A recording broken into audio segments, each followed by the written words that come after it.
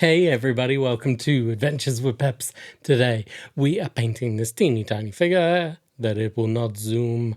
It is Rico Dredd from the Warlord Games Judge Dredd. I am the Law series, so let's get into it.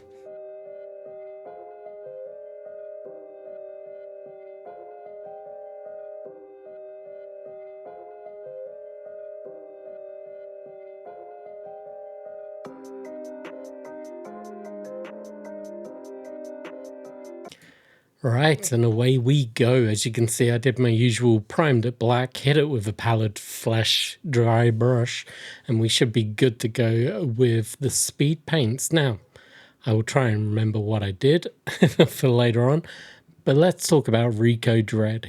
It was around from 2066 to 2099 and was the clone brother of Judge Joseph Dredd, which is to say they were both cloned from the same genetic source, in their case, a Chief Judge Fargo. Rico was a near identical cadet to Dredd and his father Fargo, with dark hair and a chiseled look. However, after his incarnation on Titan, Rico's skin and hair became bleached and disfigured, and he had cybernetic air filter units implanted on him to keep him alive. Now, Rico originally had a keen sense of justice and had a very good relationship with his brother, but his morals seemed to have a defect as he slowly got older. His judgment began to deteriorate, and he began to take bribes, protection money, and even killed a citizen, having given up on the entire idea of the justice system and viewing it more as hypocritical than actually helpful. He believed he was justified in being a corrupt thug because that's what judges really are. While he refused to kill Joe when busted, when incarcerated he mentions how the only thing keeping him going was the thought of killing his brother. After serving his time on Titan, Rico returned to Mega City 1 seeking revenge on Joe.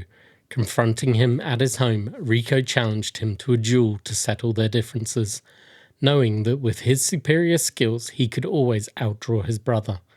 However, he had grown used to the weaker gravity of Titan after his 20 years there.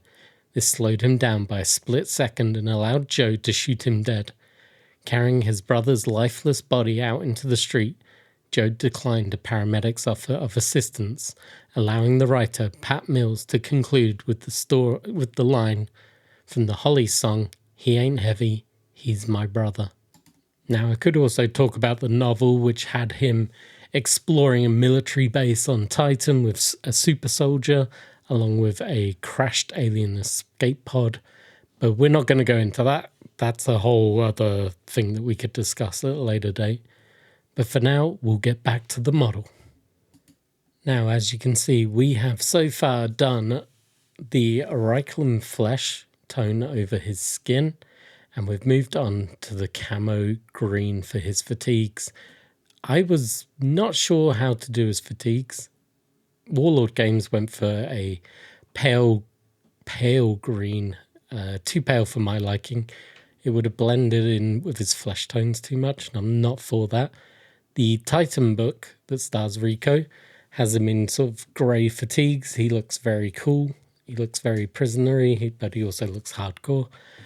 I also didn't think that looked right. I wanted something that was bright. I didn't want to go too safe, too dull with the colours.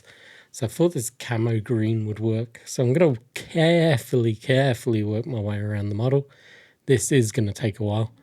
So we are going to skip forward just a little bit. With the fatigues done, we move on to the hair. Now, in the description I just read out loud, it talks about his skin being bleached and all that. I don't like that description. I get it. It's how Titan is. It makes you pale because it's further from the sun. Your hair loses its luster and its color because you're not as well fed. But I don't want that. I want this model to stand out. I want him to look punchy. I want him to look bold. Rico is one of my favorite characters after reading the novel. So I'm doing my own thing. I'm gonna do my own thing. I'm using dark wood. I'm going to give him a nice dark head of hair. Obviously, in the original clone, he would have a black color hair. So Maybe going dark brown is the bleaching effect. Maybe this isn't a full-term 20-year Rico. Maybe at this point he's still quite strong, still quite vibrant. He hasn't fully succumbed to the effects of Titan. I could even use it to represent the mission in the book and have Rico leading a team of convicts against a super soldier in a military base. Let me know if you want to see that. I've actually made myself very excited about that idea. Oh, yeah, that could really work. Imagine using like the Space Hulk tiles, having Rico leading a squad of convicts and they're being hunted by a super soldier. Ooh, that could really work. If you're still paying attention and following along with me, I grabbed the blood red speed paint. I'm going to use it on the trim.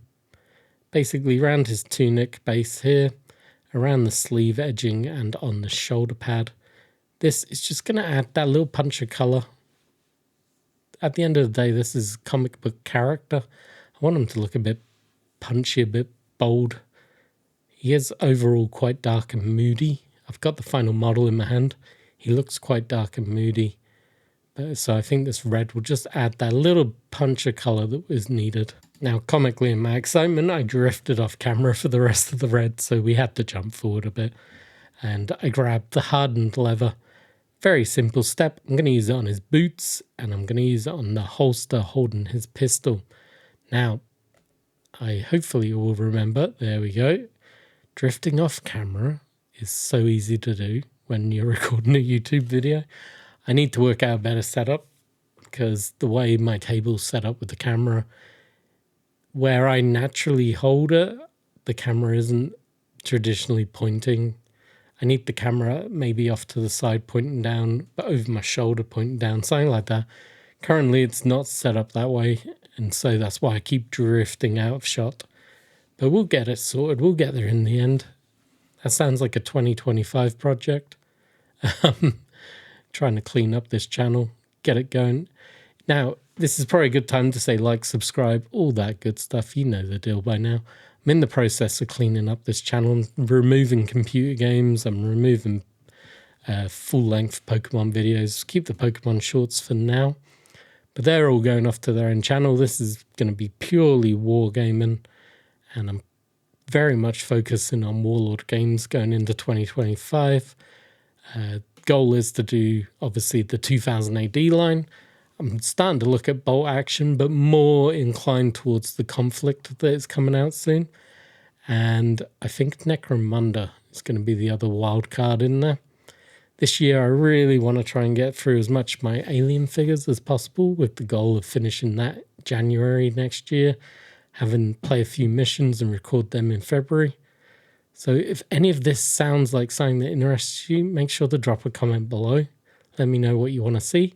While you're there, hit that like, hit that subscribe, and if you're feeling really generous and want to buy me a hot chocolate or a coffee during December, hit the club membership, join up there. It's like $2 a month Canadian. You can work out the math for your own country. And that is basically going to buy me a cup of coffee or a hot chocolate, keep me warm during these cold months. And then the last thing I want to promote is the Discord channel. Come over there, share some photos, come chat with us. There's a couple of us over there. It's not a big group, but we're pretty chatty for the most part. We like sharing projects. We like seeing what each of us are up to. So come on over, come have a chat, come say hi. Just come say hi. That's all I'm asking for.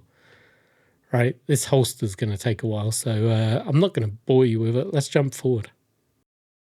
Up next is the metallics. Now, my hate of metallic paint continues, so I'm grabbing the Gravelord Grey. I am tempted to get the Army Painter metallic range, the speed painters ones that they brought out. It's just not high up on my to-buy list, so I will get them at some point. I will try them out, but I like my Gravelord Grey. I'm still on my Series 1 speed paints. So, to be honest, the Series 2 will be my next purchase, and I'd like to review them versus this Series 1 set. But I really like the speed paints. I think they're great for getting base coats down, getting miniatures tabletop ready. Gives you a very solid base to build off. You can build up the colors, you can brighten stuff up. That's probably a goal of mine coming up soon once I've got a lot of the figures done. I'm going to start going back, cleaning up models. But we'll see. We'll see how it goes. I'm also getting the gun holster. And there you go. That was a quick, easy step. Nothing too crazy there.